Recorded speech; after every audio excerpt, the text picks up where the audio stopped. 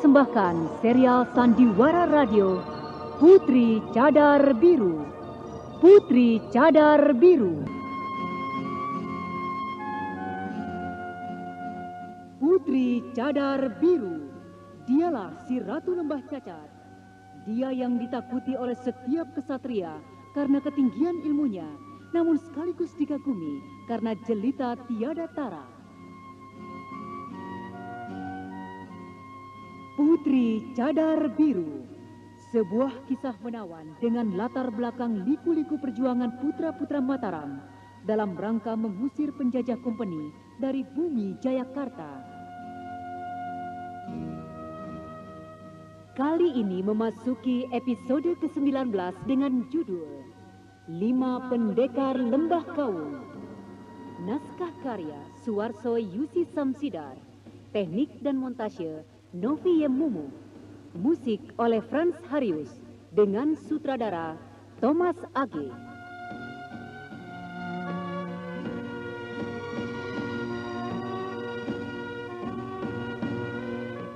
Pada seri yang pertama ini menampilkan Anita sebagai Nyai Sunggarani, Francisca sebagai Kantil Putih, Idris Apandi sebagai Pendekar Gelang 7, Iwan Dahlan sebagai Anusa Gelang, Andreas sebagai Ki Gede Imamadi, Hana Pertiwi sebagai Putri Cadar Biru, dan pembawa cerita Neni Sumardi. Selamat menikmati.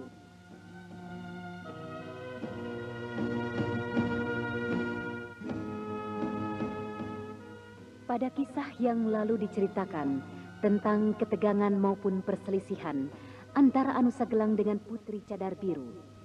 Sejak itu, maka Putri Cadar Biru membawa anak Seta, kedua pengawalnya dan Anusa Gelang ke istana Lembah Cacat untuk suatu urusan yang sangat penting. Apakah gerangan urusan itu dan mengapa mereka harus berkumpul di istana itu? Kakang Mbok Putih, seharusnya upacara ini akan lebih semarak kalau... Kalau apa, Adigarani? Kok ini sering membuat guyon-guyon yang kadang-kadang menyerempet bahaya? Berbahaya apa, Kakang Mbok Putih? Iya, daripada kesibukan hanya untuk upacara balik nama saja, kukira lebih lengkap kalau disertai dengan upacara perkawinan antara... Kan? Sudah kukatakan tadi, kau sering membuat lelucon yang menyerempet urusan berbahaya.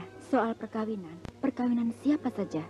Tidak sesederhana ini, Adigarani. Apalagi jika yang kau maksudkan adalah pernikahan Putri dengan Denmas Pendekar. Adigarani, coba kau tebak, siapa yang sedang datang itu? Dalam upacara balik nama Istana Lembah Cacat ini, Putri mengundang semua kaum gagah. Tidak terbatas, teman lawan atau setengah lawan. Semuanya diundang. Jadi kalau harus menebak seorang penunggang kuda, kukira sulit, Kakang Mbok. Kedua gadis itu tak perlu lagi menebak-nebak siapa yang datang. Sebab seorang lelaki baya yang berdandanan rapi dengan 7 buah gelang baja bergantungan di tali pinggangnya yang selalu berbunyi gemerincing pada waktu berjalan, hanyalah satu orang. Dialah Pendekar Gelang 7 dari Pulau Ular. Selamat datang, Paman. Selamat datang, Paman Pendekar Gelang 7. Selamat bertemu kedua nona yang baik. Putih, coba kemarilah sebentar. Silakan masuk dulu, Paman. Ada apakah, Paman Pendekar? Aku ini sudah agak lama mengeram di Pulau Ular. Barangkali ada 3 musim aku tidak bepergian di kalangan rimba persilatan. Rasanya sudah ada beberapa tokoh baru yang aku tidak mengenalnya. Dalam perjalananku tadi, aku melihat seorang pria yang tengah bertarung dengan sobat tetua dari Jalulata cabang barat, Tetua Doro Kemis. Orang itu tampaknya berasal dari tanah seberang. Senjata yang dipergunakannya sebilah pisau lengkung bergagang gading. Melihat dari gelagatnya, kepandaiannya tidaklah di bawah tetua cabang barat itu. Paman tidak turun tangan membantu sobat Doro Kemis. Kecuali memang tetua Jalulata itu tidak terdesak. Mana boleh aku mengganggu pertarungan kesatria itu? Apakah orang itu juga berniat berkunjung ke dalam pertemuan kita, Paman? Itu aku tidak biasa mengatakannya. Apakah majikanmu mengundang orang-orang luar? Entahlah, Paman. Ya, Putri sengaja mengundang semua orang di kalangan rimba persilatan. Kaum lurus, kaum sesat, bahkan pari layon dan garam hitam pun diundang. Sepertinya Putri sengaja mau unjuk gigi terhadap lawan.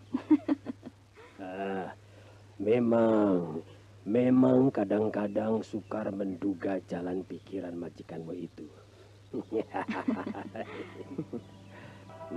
Aku mau lihat-lihat ikan di empang. Silakan, Paman.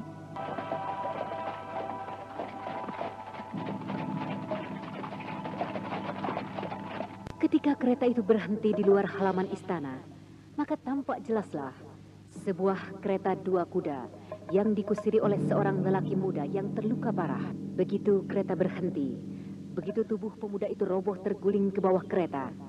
Dengan tergopoh-gopoh, Nyai Sunggarani dan Kantil Putih menghampiri. Kakang Mbak Putih, lihatlah. Luka orang ini begini parah. Sekujur tubuhnya penuh luka menganga, tapi dia tidak bisa datang ke sini. Siapakah dia? Adik Rani, ayo kita periksa ke dalam kereta. Kereta ini tertutup, jangan-jangan. Bukan main terkejutnya Nyai Sunggarani dan Kantil Putih. Ketika mereka membuka tutup bagian belakang kereta itu, mereka menyaksikan 3 sosok tubuh yang terbujur kaku dalam kereta itu. Semuanya penuh luka menganga, yang seorang lelaki tua dan yang 2 orang adalah pemuda. Ya Tuhan, bukankah orang tua ini adalah Paman Kiai Sangkan?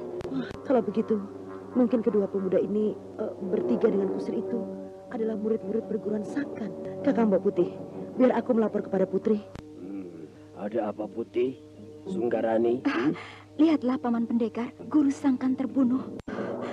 Mungkin orang-orang yang tewas bersama dalam kereta itu adalah muridnya, Paman. Awas, jangan sentuh mereka. Darah pada lukanya itu beracun. Orang yang bisa membunuh Kiai Sangkan beserta para muridnya tentu kepandaiannya tinggi. Senjatanya juga beracun. Siapakah dia? Rasanya orang yang biasa melumuri senjatanya dengan racun adalah orang-orang garam hitam. Tetapi racun ini jelas bukan dari jenis racun garam hitam. Paman Pendekar, selamat datang di lembah kami. Apakah Paman baik-baik saja? Putri, anak Anusa, aku baik-baik saja. Kalau menurut dugaanku, Kiai Sangka dan para muridnya dibunuh waktu mereka sedang dalam perjalanan. Tubuhnya masih hangat. Loh, itu kusir keretanya. Baju bagian punggungnya pecah-pecah. Kenapa? Dan ditulis dengan senjata tajam beracun. Apa bunyinya? Terima barang antaran Daeng Patumpak. Paman, siapakah Daeng Patumpak? Rasanya aku baru mendengar. Di saat ini masih ada orang yang menyombongkan ilmu kepandaiannya kepada istana Lembah Cacat. Sungguh tidak tahu diri. Meskipun dia bisa membunuh Kiai Sangkan dan para muridnya, masih belum pantas menjual lagak kepada istana Lembah Cacat. Paman Pendekar, pada waktu kita berniat untuk menggalang persatuan dan kesatuan sesama kaum gagah, dalam upaya mengenyahkan musuh Nuswantara, masih saja ada orang kita sendiri dari kalangan rimba persilatan yang bertekad besar untuk merusak persatuan dan kesatuan kita. Bagaimana menurut saranmu, Paman? Putri, apakah benar kau mengundang juga Pringgading, Gunung Tambur, Garam Hitam maupun Parilayon? Iya, bahkan paguyuban maupun perkumpulan kecil seperti 7 Memedi Gunung Merapi dan sepasang bidadari dari Rawa Pening.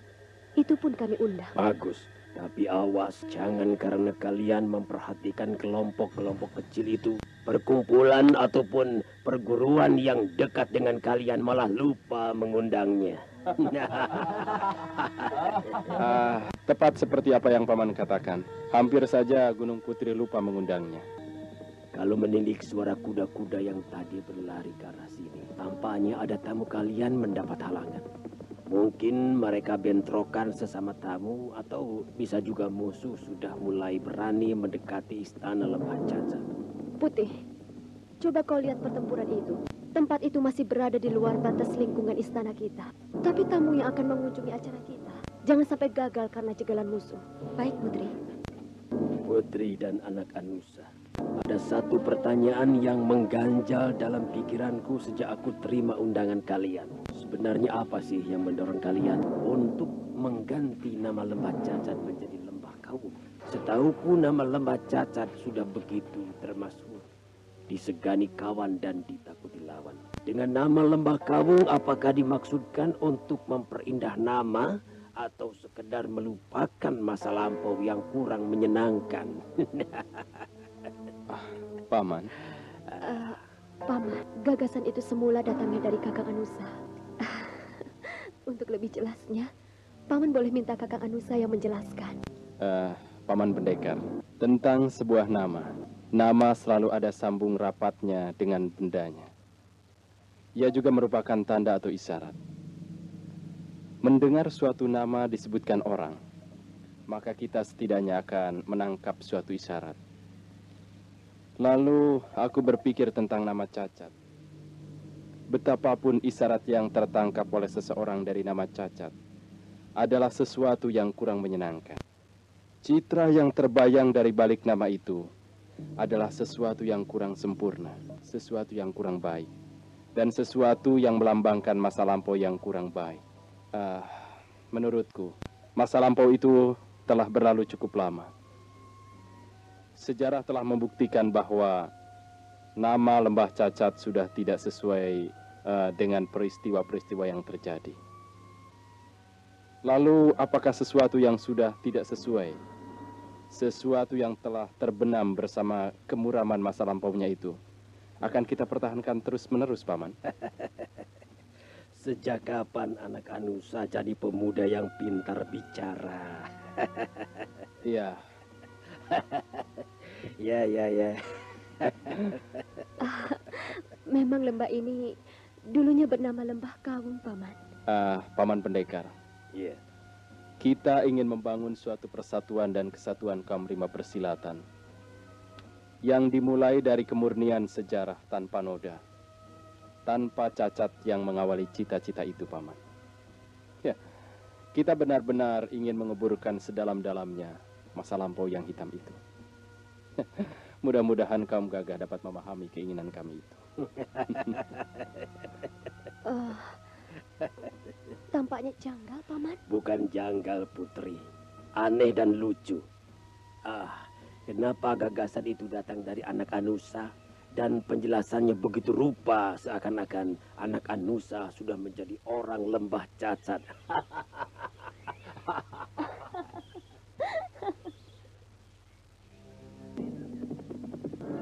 Putri, Dimas Pendekar, lihatlah siapa yang datang. Oh, rupanya Kakang Imam Madi yang datang bersama Kantil Putih dan Nyai Sunggarani. Raja Pengemis, apakah kesehatanmu sudah pulih kembali?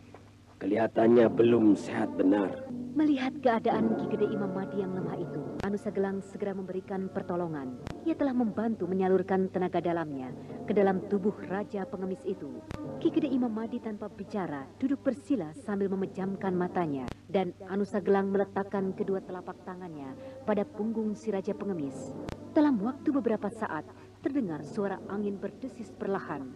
Dan yang dirasakan oleh Ki Gede Imam Madi adalah serangkum hawa hangat yang menembus ke dalam jalan darahnya, mengalir ke sekujur tubuhnya, dan beredar dengan cepat.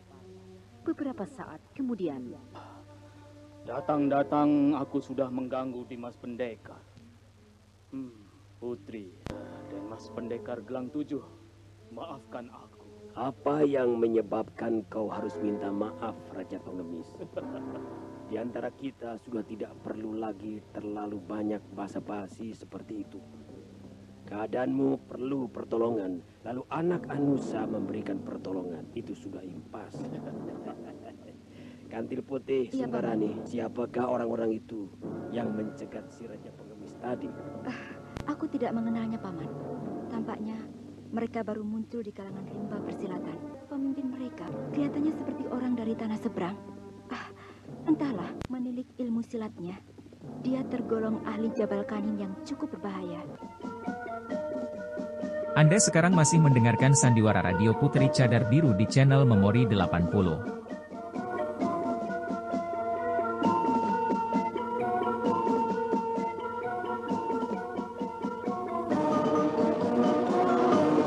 peristiwa kedatangan beberapa tokoh rimba persilatan ke Istana Lembah Cacat, di antaranya Ki Gede Imam Madi dan Pendekar Gelang 7. Tamu-tamu yang lain mulai pula berdatangan, memenuhi undangan Putri Cadar Biru untuk keperluan suatu upacara. Di antara yang datang, ada pula yang telah jadi mayat.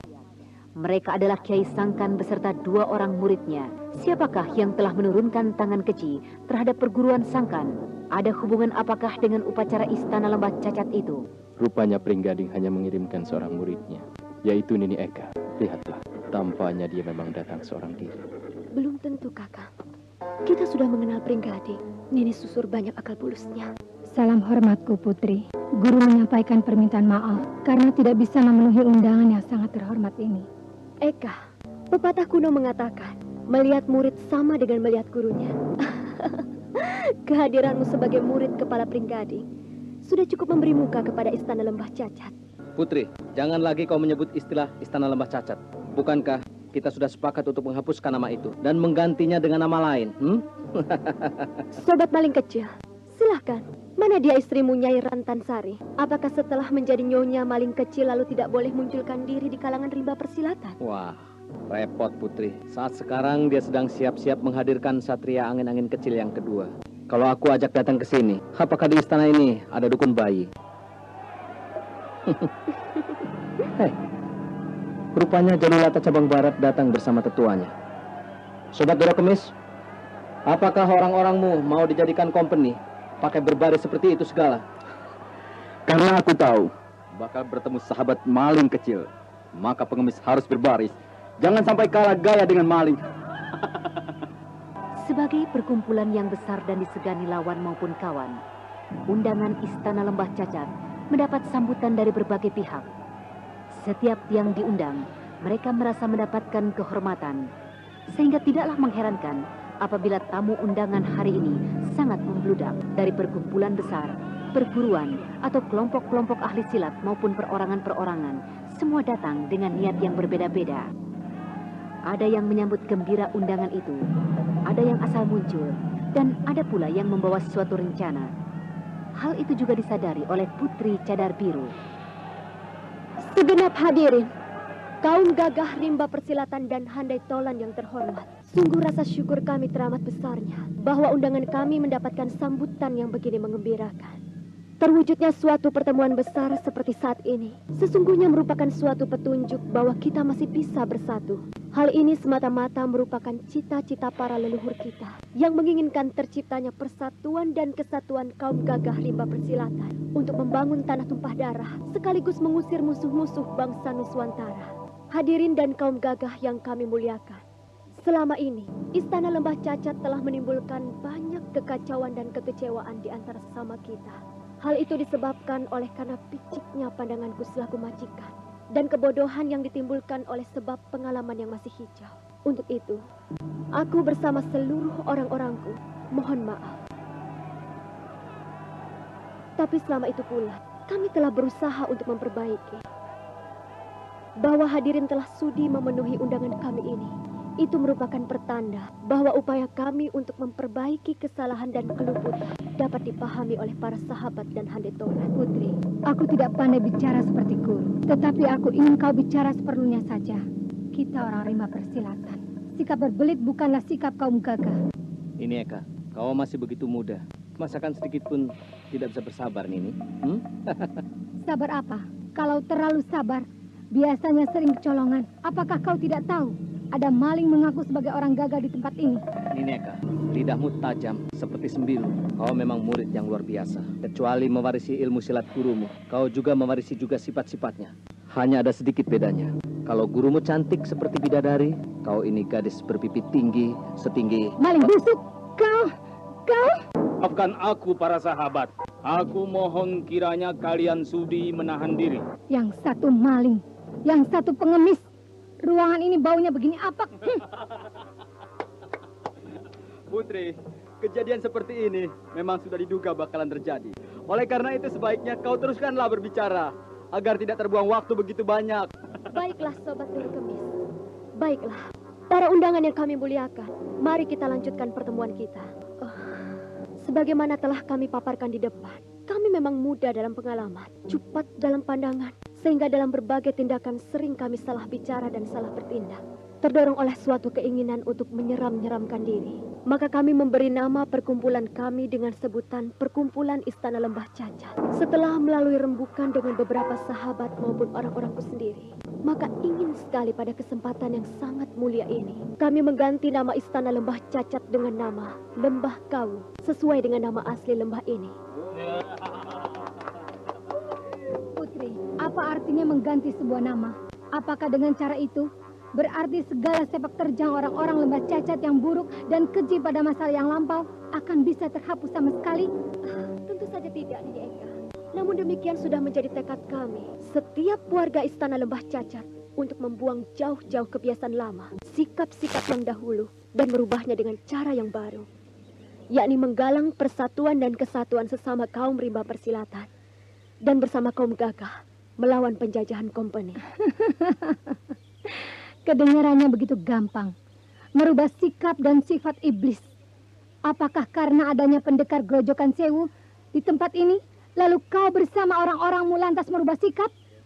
Oh, perkataan dan cacian seperti ini memang sudah kuduga bakal terjadi.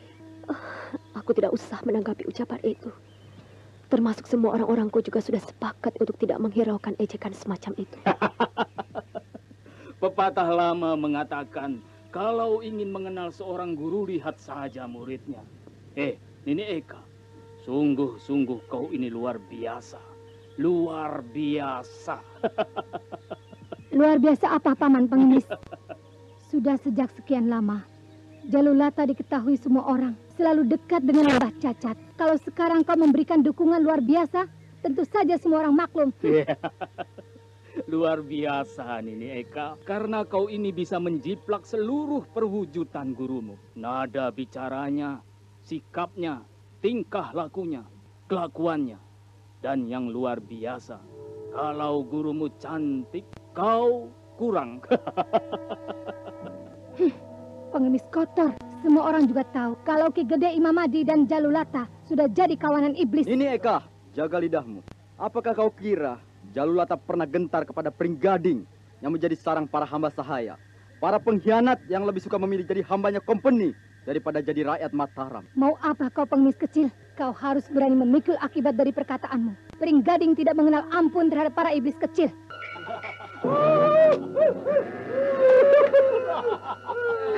Aku jadi semakin bingung kalau memikirkan tindak tanduk orang-orang dalam kalangan rimba persilatan ini.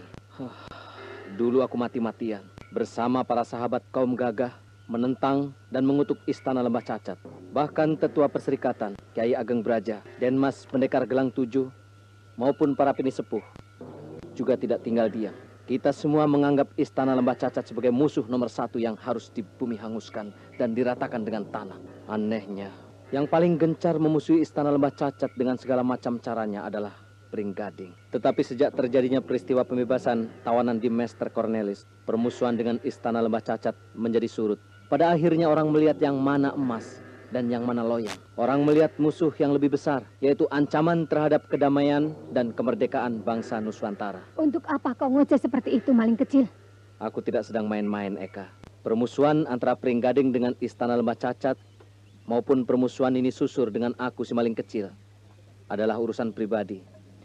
Akan tetapi permusuhan antara kaum gagah dengan kompeni adalah permusuhan antara manis dan pahit, perlawanan antara hitam dan putih, persengketaan antara langit dan bumi. Keduanya tidak akan bisa bertemu. Satu permusuhan yang tidak bisa ditawar-tawar. Oleh karena itulah, jika ada di antara kita yang sudi takluk kepada kompeni, maka dia adalah... Hadirin semua, boleh menarik kesimpulan. Cukup, Putri Cadar Biru. Kedatanganku pada hari ini adalah mewakili Guru Nini Susur dan sekaligus juga mewakili Pringgading. Jika pada hari ini ada manusia rendah yang goyang lidah seenaknya terhadap Pringgading, apalagi terhadap guruku, maka dia harus merasakan tajamnya pedangku. Aku terima tantanganmu, Eka. Sahabat Satria Angin-Angin dan Nini Eka. Pada saat ini sebaiknya kita menghindari setiap kemungkinan terjadinya permusuhan ataupun perpecahan di antara sesama kita. Dimas Pendekar Grojogan Sewu, rasanya upacara penggantian nama ini perlu dimeriahkan dengan pertunjukan. Orang-orang seperti kita ini, apalagi yang bisa menarik hati kecuali bertanding silat. Putri, aku mengusulkan kepadamu dan kepada hadirin semuanya untuk memberikan kesempatan kepada aku dan Nini Eka untuk mengadu kepandaian. Putri, kalau hanya untuk mengajar adat kepada maling kecil, apalah susahnya? Aku minta kau setujui usulnya itu. Kakang Imam Ade, bagaimana menurut pendapatmu? Ya, memang usul yang tidak terlalu buruk, Putri. Tetapi tentu saja dengan catatan adu kepandaian itu hanya sebatas pertandingan saja. Tak perlu harus ada yang korban jiwa. Dalam pertarungan pedangku tidak bermata. Kalau sampai membunuh orang, terkadang juga susah dicegah. Lagi pula, bukankah membunuh dan dibunuh merupakan hal yang biasa di kalangan rimba persilatan? Gadis ini sombong sekali. Sepertinya dia yakin akan dapat mengalahkan sobat satria angin-angin. Nona, dalam kalangan rimba persilatan, urusan membunuh dan terbunuh memang juga urusan biasa. Akan tetapi, bila dalam sebuah pertandingan, apalagi dalam upacara selamatan seperti sekarang ini, urusan jatuh korban sampai binasa adalah hal yang berlebihan. Ya, sudahlah. Kalau Putri dan para sobat semua menyetujui, biarlah aku yang akan menjadi wasitnya. Sobat Raja Pengemis, Ya. kau dan aku adalah sama-sama orang busuk. Yang satu maling dan yang satunya pengemis. Jika kau yang menjadi wasit, orang akan mengatakan bahwa kau akan bertindak berat sebelah. Siapapun menjadi wasitnya, apa peduliku? Semuanya boleh jadi wasit. Dan semuanya boleh berpihak pada maling. Apakah dikira aku takut?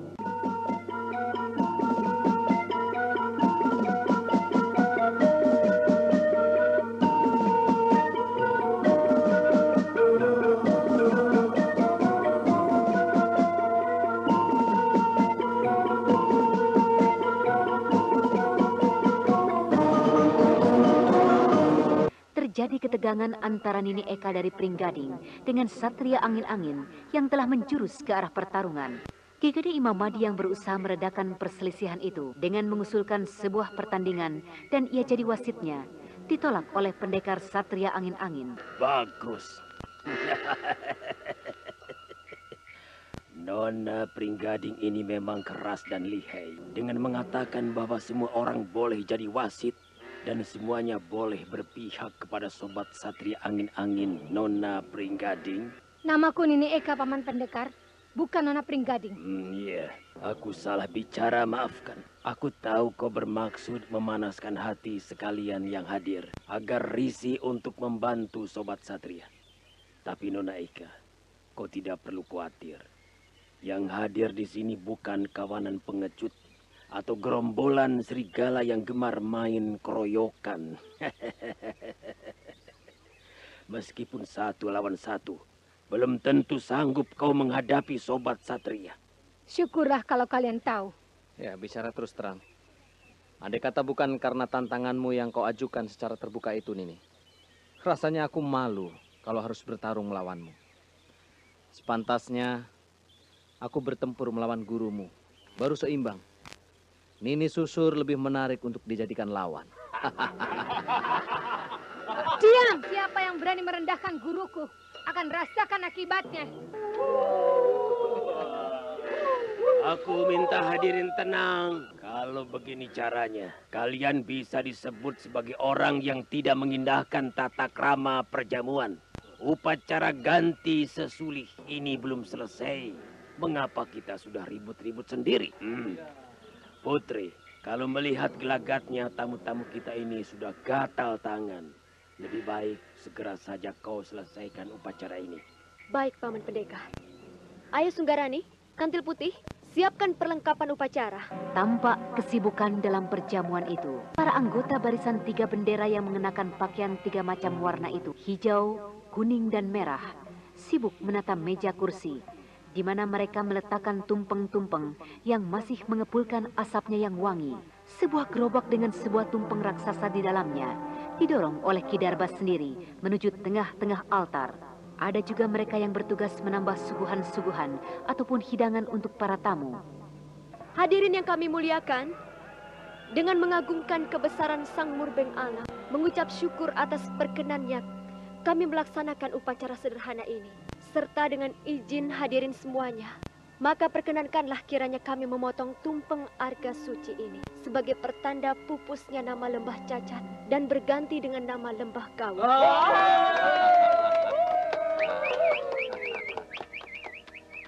Dengan langkah yang tetap dan anggun, Putri Cadar Biru yang cantik jelita itu menjadi pusat perhatian sekalian yang hadir.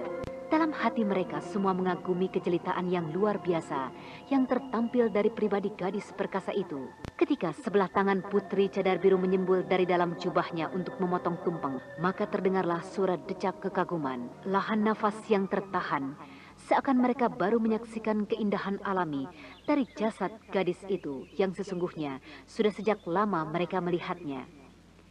Pada detik Putri Cadar Biru memotong tumpeng arga suci, maka setiap mata menatap nanar, seolah mereka telah melihat turunnya seorang bidadari. Suasana sunyi mencekam. Paman Pendekar, sebagai pini sepuh cabang atas yang hadir dalam upacara ini, pucuk tumpeng ini kami haturkan kepadamu.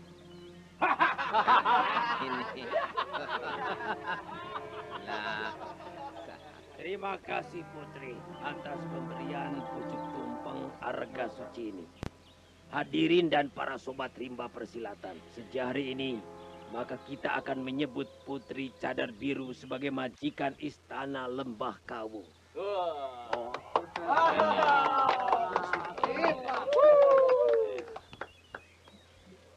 Di bawah riuhnya sorak-sorai dan seruan-seruan yang memuji kagum, Putri Cadar Biru membagi-bagikan tumpeng itu kepada sekalian para tamunya.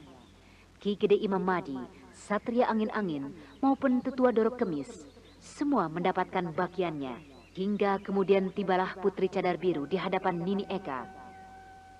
Putri, ada pesan dari guruku khusus untukmu. Oh ya? Silakan, katakanlah.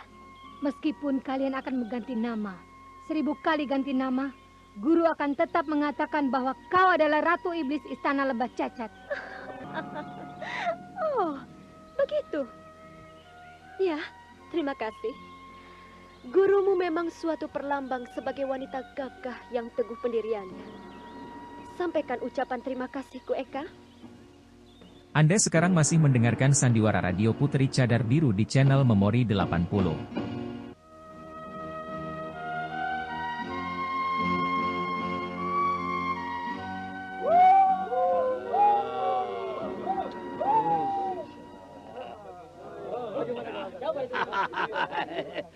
Urusan upacara penggantian nama sudah paripurna, Putri.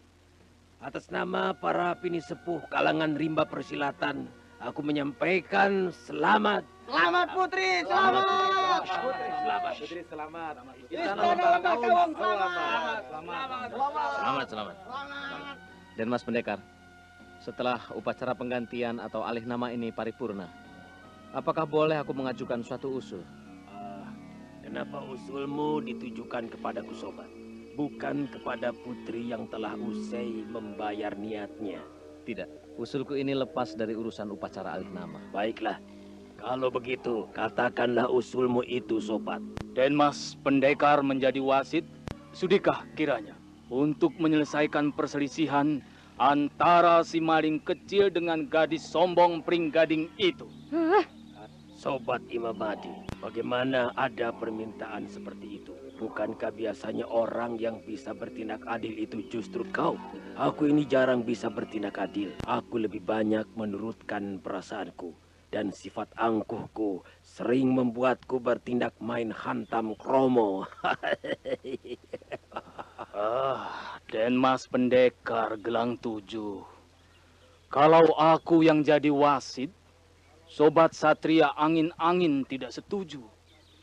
Karena antara pengemis dan maling punya hubungan jauh-jauh dekat. Lebih baik tuan rumah saja. Kita minta kesediaannya untuk menjadi wasit yang adil. pikir Putri takkan keberatan. Tidak bisa. Tidak bisa. Semua orang juga tahu hubungan Putri Cadar Biru dengan Nini Susur. Selama ini tidak pernah serasi.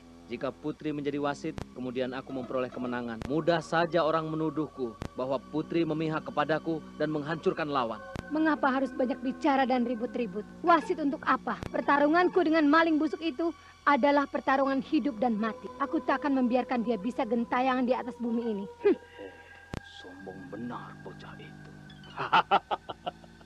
Meskipun pertandingan ini bisa berubah seperti pertarungan antara hidup dan mati, akan tetapi keadilan pertandingan masih tetap harus ditegakkan. Dimas Anusa, tolonglah kau yang menjadi wasit. Wah, setuju sekali itu.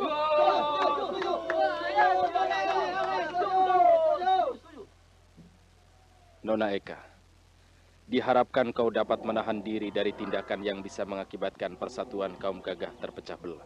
Dan kepada Kakang Satria Angin-Angin, mudah-mudahan dapat memahami maksudku. Maaf. Guru sendiri tidak pernah bersikap kasar terhadap pendekar muda ini.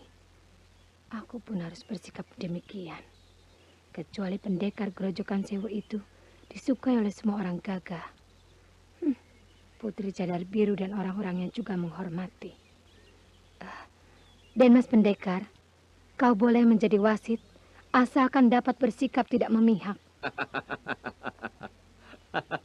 Ya, entah apa yang membuat Dimas Pendekar Grojogan Sewu bisa disukai oleh semua pihak. Aku tidak mengerti.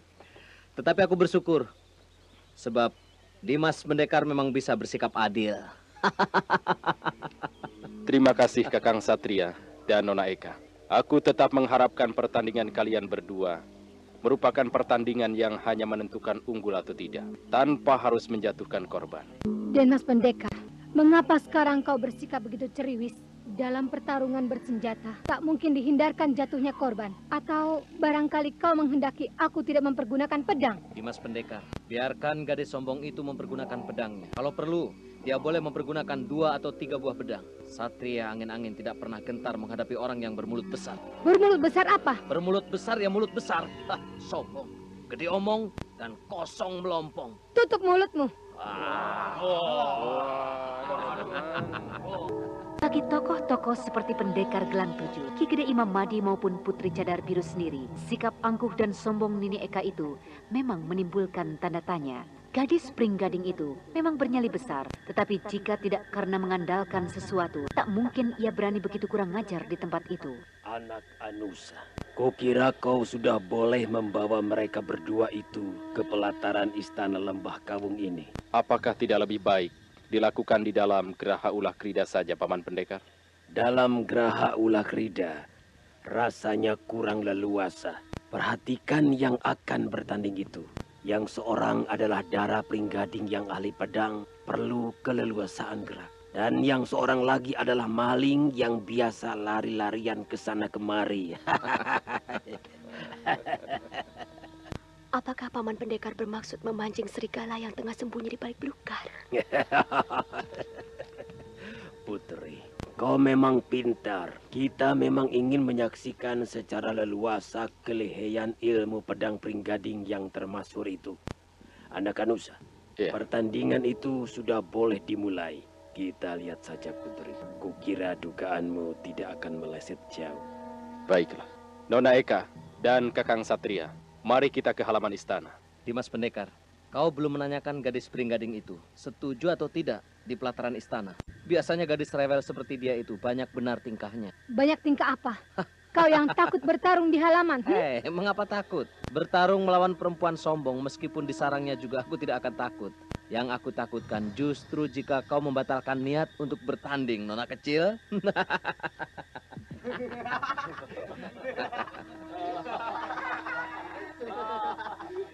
Dengan langkah sombong, Nini Eka berjalan menuju halaman istana Lembah Kawung. Diikuti oleh semua para tamu dan hadirin. Putri Cadar Biru yang berjalan agak di belakang tampak memanggil Nyai Sunggarani dan Kantil Putih, serta membisikkan suatu perintah. Tampak Nyai Sunggarani maupun Kantil Putih manggut-manggut. Ketika rombongan para tamu itu sudah hampir tiba di pelataran istana Lembah Kawung, maka terlihat seseorang yang berjumpalitan beberapa kali Kemudian tubuhnya berdiri tegak di tengah pelataran itu. Dialah Satria Angin-Angin. Nona Eka, kau sudah boleh mencabut pedangmu. Dan kita akan segera menentukan siapa sebenarnya si mulut besar yang sungguh-sungguh. Si mulut besar akan segera terpotong menjadi selaksa potong. Jangan mimpi, Nona. Pipimu yang tembem, nanti akan ku gaplok biar tambah tembem.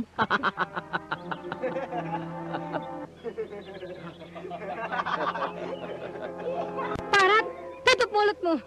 Nona Eka dan Kakang Satria, silahkan kalian mulai. Pertarungan ini adalah pertandingan. Jika ternyata nanti berubah menjadi pertempuran hidup dan mati, aku akan menghentikannya. Ya, sesukamulah Dimas Pendekar. Tidak perlu capek-capek, Dimas Pendekar. Aku harus melenyapkan sampah rimba persilatan. Manusia rendah yang mengaku sebagai orang gagah harus dilenyapkan.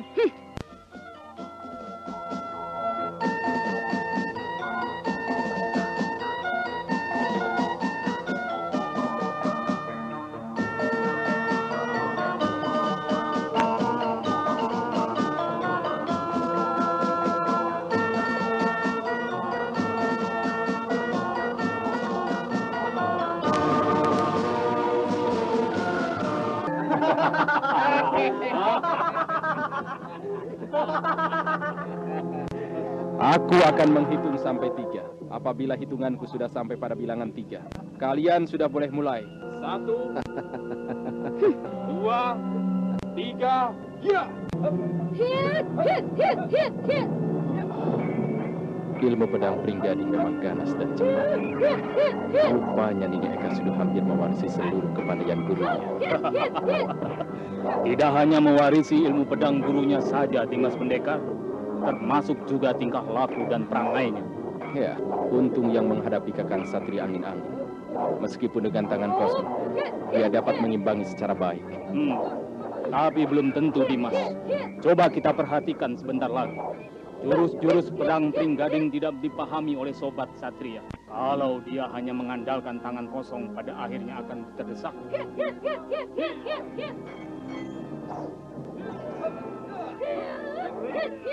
Apa yang diduga oleh Ki Gede Imam Mahdi memang segera menjadi kenyataan.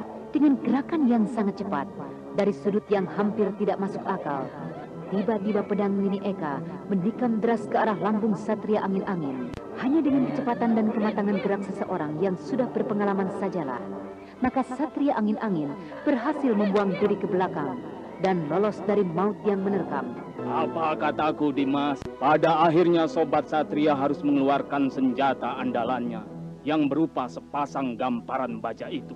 Bagus, maling kecil. Kau boleh mengambil senjata. 2 pasang atau 3 pasang gamparan sekaligus. Pedangku ini akan dapat menaklukkannya. Ngomong besar kau bocah. Gamparan bajaku ini tidak pernah memberi ampun.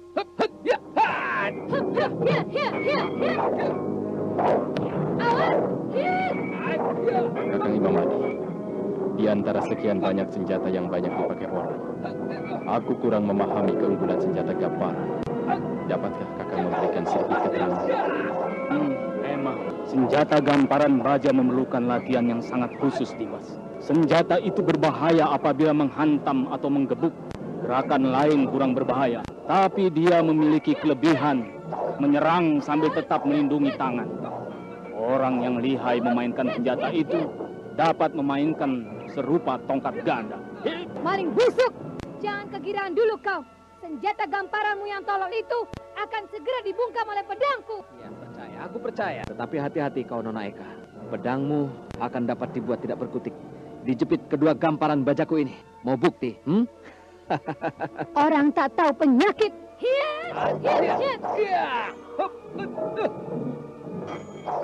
Semula gerakan pedang Nini Eka menyambar-nyambar cepat, menikam, menyabet, dan membabat dengan gerakan kilat. Akan tetapi, selalu dapat diredam oleh Satria Angin-Angin dengan gerakan sepasang gamparan bajanya.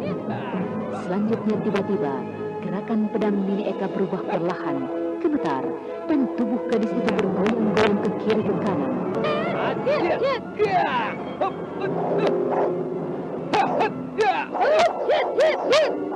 Hei, sedang apa kau? Mau bertarung apa menjoget? Awas! Jurus angin menyapu bambu dari Pringgading sungguh lihai. Rasanya tak pernah kuduga. bahwa Nini Eka sudah mahir dengan jurus itu. Dimas Pendekar. Iya. Kulihat ada sesuatu yang agak aneh pada gerakan Nini Eka tadi. Oh iya. Apakah Dimas tidak memperhatikan? Apakah maksud Kakang tenaga dalam gadis Pringgading itu? Tidak salah. Belum lama ini ketika dia bersama Nini Susur menyatruni hutan Kelentung. Apakah Dimas Pendekar ingat apa yang pernah diminta oleh guru Pringgading itu terhadap pendeta Triwikrama? Kalau begitu, gadis itu pun telah mendapatkan latihan tenaga dalam dari pendeta sakti itu. Gerakan pedang Nini Eka yang terakhir itu, yang sangat dahsyat dan mengarah leher lawannya, hampir berhasil. Beruntung Satria Angin-Angin masih berhasil melompat mundur menghindari. Mau mingat kemana kau? Hari ini adalah hari akhir kehidupanmu paling busuk. Buktikan dulu omong besarmu itu. Jangankan dengan kau, Eka. Gurumu tidak akan nempel menghadapi gamparan bajaku. Orang ini hanya mengandalkan kelincahan dan gerakan ringankan badan belaka. Asalkan pertahananku rapat. Aku yakin dalam waktu tidak terlalu lama, dia pasti dapat kujatuhkan. Kau bisa melawan guruku? Hanya sekedar ilmu maling yang lari-larian dan sembunyi-sembunyian, masih berani buka mulut besar? Hayo, majulah. Kakang Imamadi, kelihatannya Sobat Satria akan segera jatuh di bawah angin. Kita sudah mengenal siapa maling kecil itu, Dimas. Ya. Dalam keadaan selalu ia dapat menolong dirinya. Meskipun sekarang ia kelihatan tertekan, akan tetapi belum tentu Nini Eka dapat mengalahkan begitu cepat.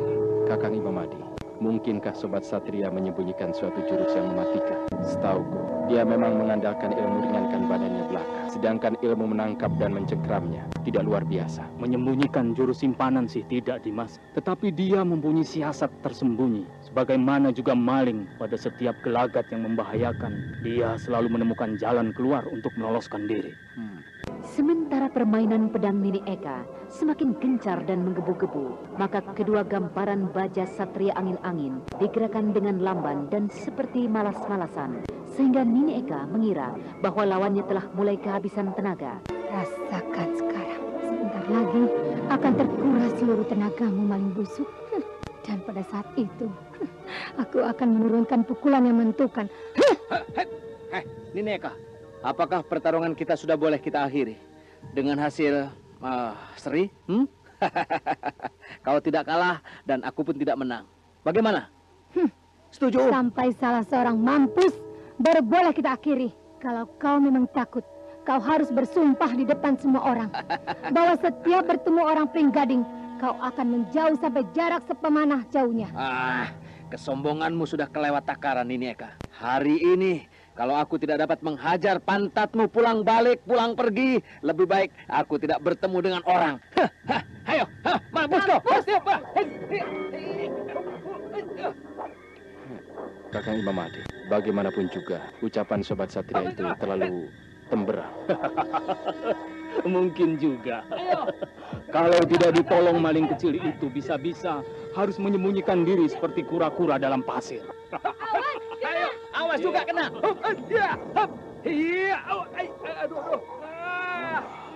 Kakang Imamadi, masih untung Sobat Satria sempat menggioskan lehernya.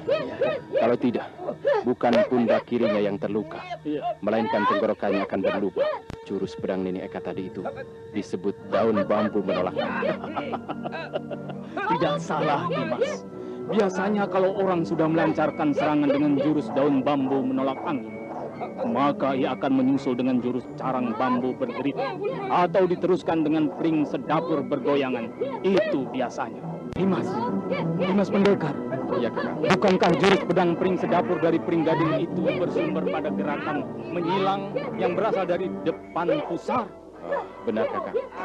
Tapi tak baik kita membuka rahasia ilmu andalan orang lain, Kakang.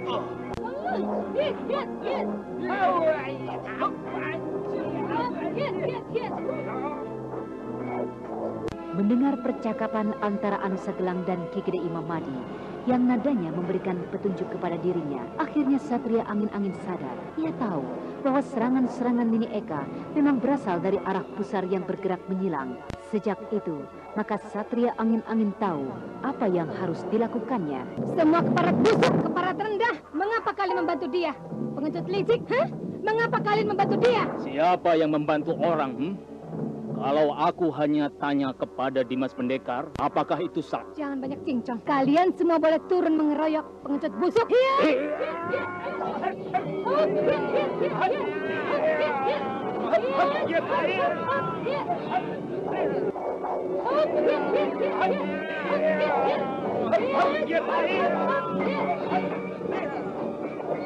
Ada suara berdesir senjata yang datang menyambar. Senjata apa? Dan siapakah yang melemparkannya?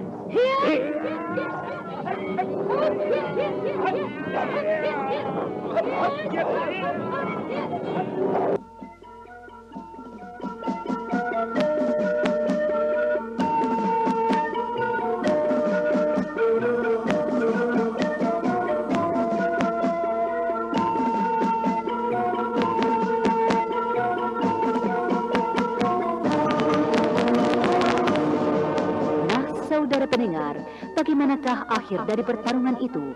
Untuk mengetahui jawabannya, ikutilah lanjutan kisah Putri Cadar Biru dalam episode ke-19 dengan judul 5 Pendekar Lembah Kawung.